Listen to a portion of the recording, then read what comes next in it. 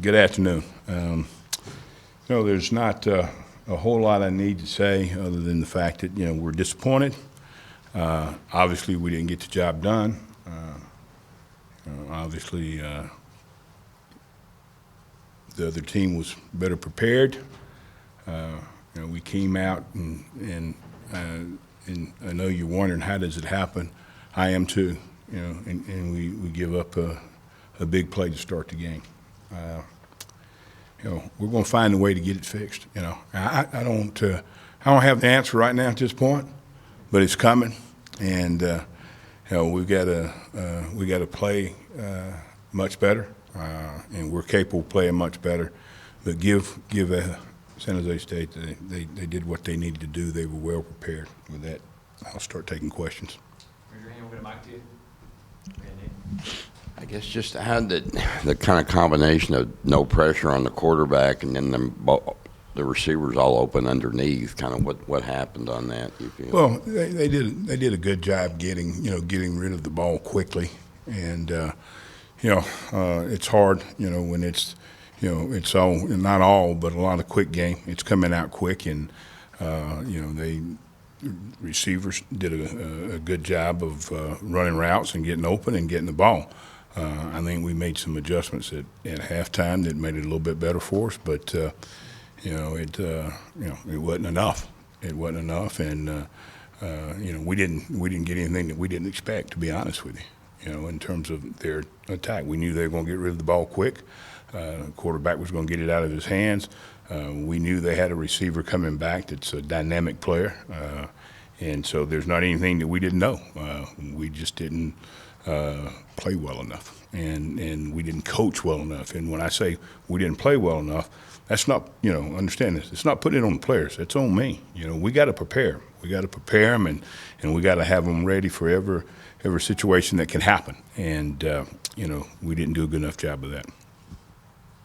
Chief, I mean, you've obviously been at A&M recently enough that you probably recruited a lot of these guys, obviously coached them or got to know them on the other side of the ball. Kind of emotionally, what does playing A&M mean to you? Well, really, I mean, it's the next game. And certainly, I'll say this, in my time over there, I was treated very well as I could be treated. A lot of good people in the administration, that were and did a tremendous job, but it's just the next game, and that's what we're looking forward to. And we got to go prepare, and we got to be at our best, because they're a very, very talented football team. There's no question about that. We've got talent. I'm not going to compare the talent, but we got to be prepared, and we got to have a great week of practice. It got started yesterday, and we got some things accomplished, and I think.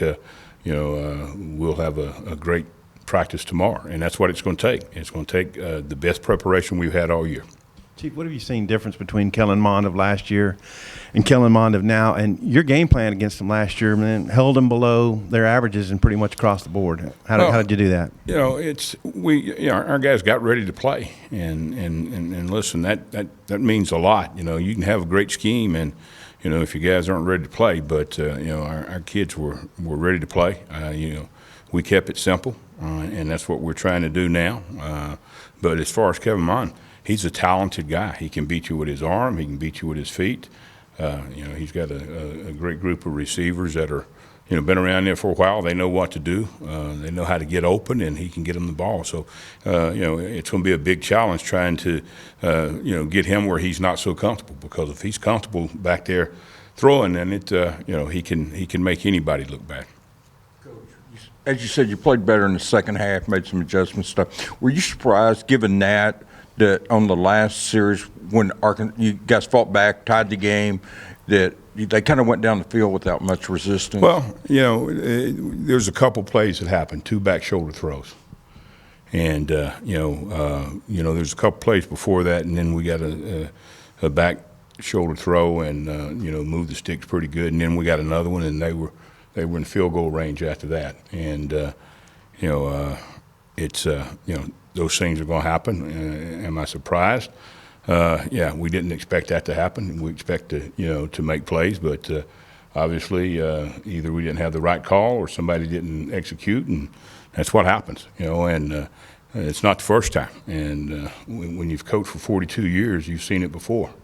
And, you know, hadn't had many like that, but I've had enough that I understand that, you know, when certain things align, it's going to happen. And, you know, we got to be able to get the quarterback off the spot, but even with the back shoulder throws, he was getting rid of it pretty quickly. Coach, do you think attitude coming into the game was an issue? They did look more frenetic in the second half, and what was the message at halftime? You know, I'm not even going to talk about, you know, attitude. Our kids, you know, we got to mature. You know, maybe, and I'm just saying maybe we were a little immature. I don't know. I don't know that for sure. But our kids have had a great attitude. They prepared well last week. Certainly, you know, we can say if we wanted to make excuses, and I'm not going to make excuses, heck, it's my responsibility. I can say, oh, we just didn't, you know, we were flat. No. We're not going to go there. We're not going to go there. You know, could we have competed better? Could we have competed in some situations and done it with more discipline? Yeah, we could.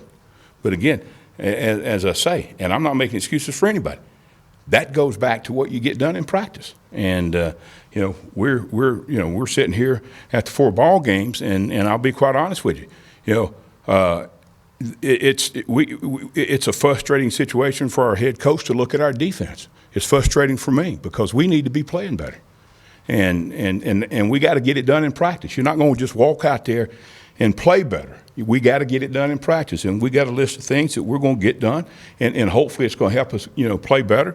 Not going to give you that list, not going to talk about it, but we got things we got to get done in practice with a sense of urgency, you know. And it's not a good time, but it's not necessarily a bad time. But it's not a good time to be a defensive coach because we've got to have that sense of urgency. We got to get it done. We can't. Hey, where we are, we can't allow it to continue to go that way. We got to get it turned, you know, and we got to play better. Listen. If you lose a game because somebody's better than you, okay. You know, we don't like to lose. We hate to lose. But when you don't play well enough and you got an opportunity to, then, you know, it kind of grinds you a little bit. And I hadn't slept very much, you know. I hadn't slept very much, but, you know, because I care, not because I'm afraid of anything. I'm not afraid of anything except snakes and heights, okay? So I'm not, you know, I want to help this program get to where it needs to be.